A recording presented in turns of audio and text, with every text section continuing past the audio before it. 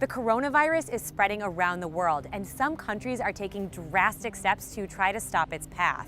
The Italian government tonight put the entire country on lockdown. The central bank has devised a plan to deep clean China's cash. Governments across the world wrestling now with just how far they need to go to stop its spread. While the scope and scale of the virus here in the U.S. continues to grow, the U.S. federal government is facing the challenge of containing a widespread outbreak. The burden for getting us prepared, for protecting us, falls on the federal government. That's why we have it. The World Health Organization has reported more than 160,000 cases of the novel coronavirus, responsible for the disease called COVID-19, globally as of March 16th. If you look at the curves of outbreaks, they go big peaks and they come down. What we need to do is flatten that down. The impact of the coronavirus is rippling through the global economy and world stock markets, prompting policymakers like the Federal Reserve to enact emergency measures not seen since the financial crisis. We saw a risk to the outlook for the economy and chose to act. In China, more than 80,000 cases of the virus have been reported since mid-January. The Chinese government put measures in place, like mandatory regional quarantines for tens of millions of people, to try to stop it from spreading further. The U.S. government has declared a national emergency and imposed mandatory quarantines for the first time in decades, as more than 4,000 people have been exposed to the virus. We haven't had a real federally sponsored quarantine in more than 50 years, so we are in unprecedented territory. So what can the U.S. government do to contain an outbreak, and what lessons has it learned from past pandemics?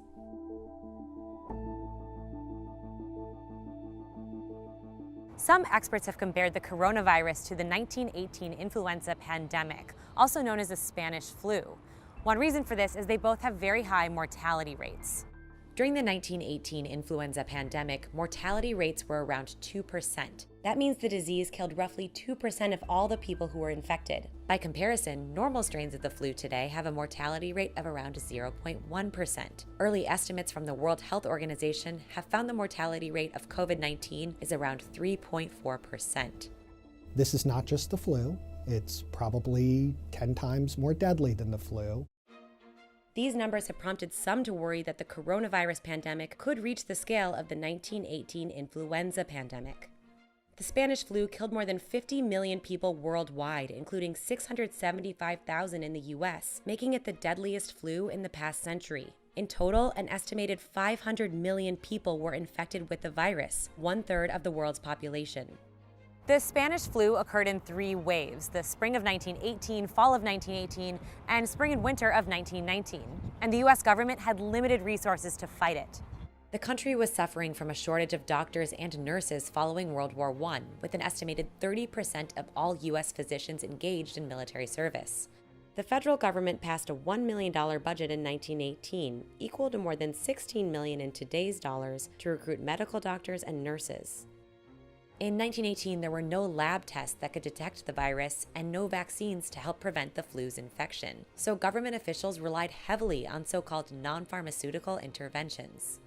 These included measures like isolation, quarantine, and limits on public gatherings. Policemen patrolled the streets wearing masks, schools were closed, and public events were canceled. Many of these non-pharmaceutical interventions were instituted not at the federal level, but by state and local governments. But despite some of these steps, fear and panic spread across the U.S. Meanwhile, local officials weren't always transparent about the severity of the disease. In Chicago, the mortality rate at one hospital reached 39.8% in 1918, yet the city's public health commissioner proclaimed, "Worry kills more people than the epidemic." This lack of communication and transparency created distrust and even more panic, and serves as an important lesson for future outbreaks. An analysis of the 1918 epidemic by the Institute of Medicine put it this way: in handling any crisis, it's absolutely crucial to retain credibility. Giving false assurances is the worst thing one can do.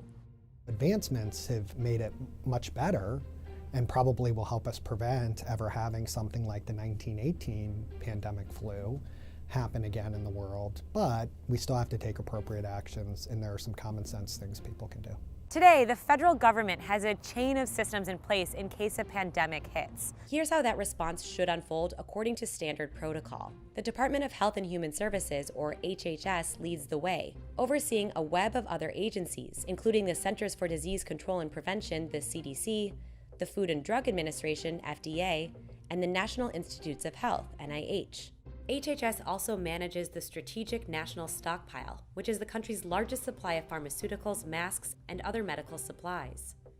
It's basically treated like you would think a hurricane response, where FEMA leads, but in this instance, HHS leads, and everyone else in the department is there to support HHS in responding to the public health and medical needs of the country. Typically, the first thing HHS would do is declare a public health emergency. This frees up some public funding for health emergencies. The department may also issue guidelines on travel. Experts call this first phase containment. HHS did this for the coronavirus back in January, when it was picking up steam in mainland China. That the coronavirus presents a public health emergency in the United States. Action 1, containment.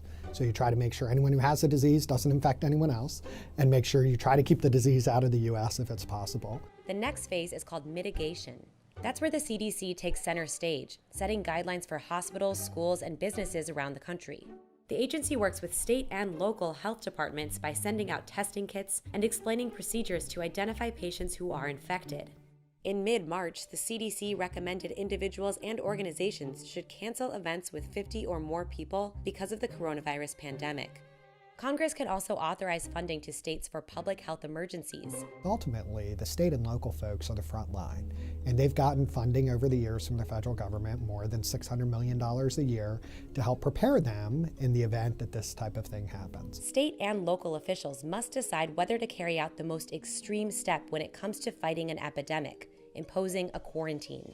The federal government has the authority to impose quarantines as part of the Constitution, but this mainly extends to people entering at U.S. borders or traveling between states.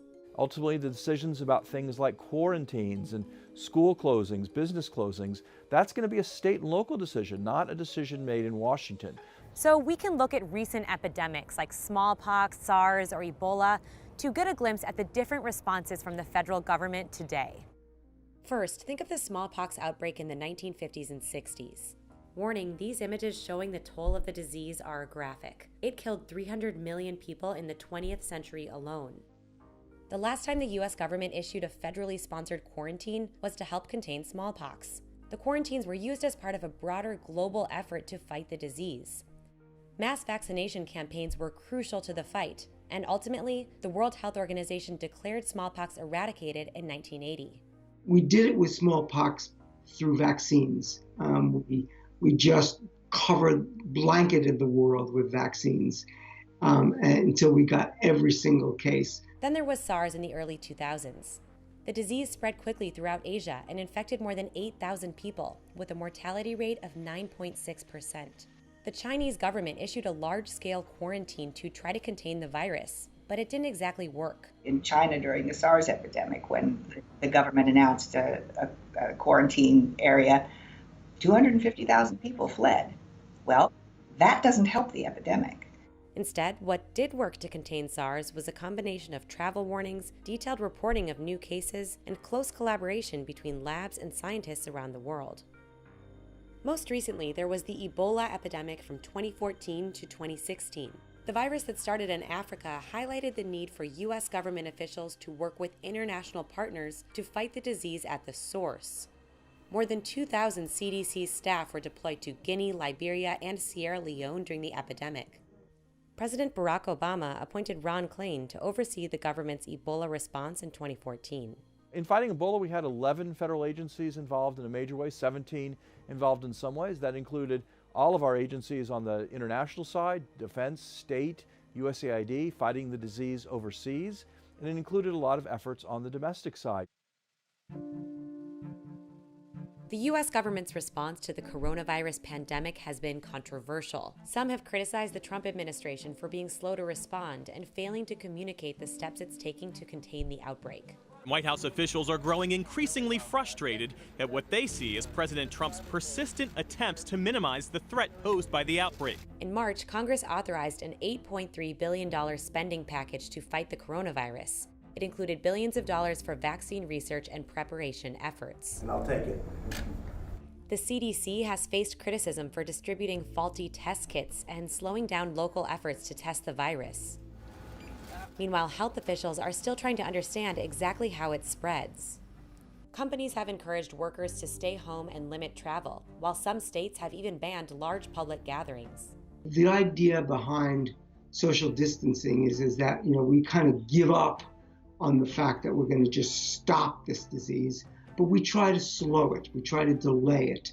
Kind of buys us time before we can get a specific treatment for COVID-19 and ultimately a vaccine. Experts agree clear communication from the federal government and social distancing measures are key to containing this outbreak.